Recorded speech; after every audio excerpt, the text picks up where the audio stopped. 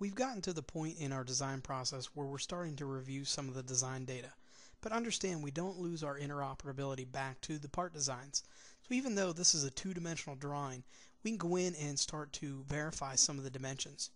Now with this rib thickness being so thick, it may bring up some concerns later on that we'll need to make an engineering change.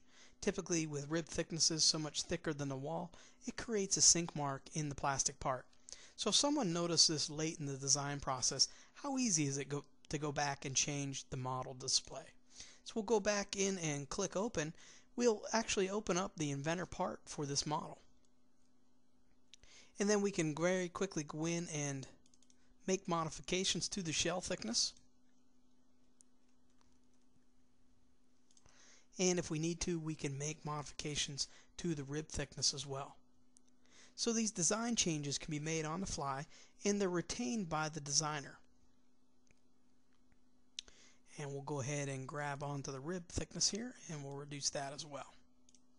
Now notice when we make these changes, everything is affected. Not only is it interoperability forward, but it's also backwards. So our drawing file has changed. Now we have our updated dimensions, and if we switch back to here, we can actually go in and update all of our associations from our alias wire file.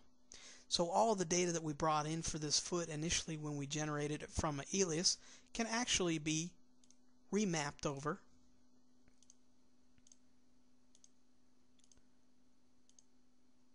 and we'll be retaining our data both forwards and backwards.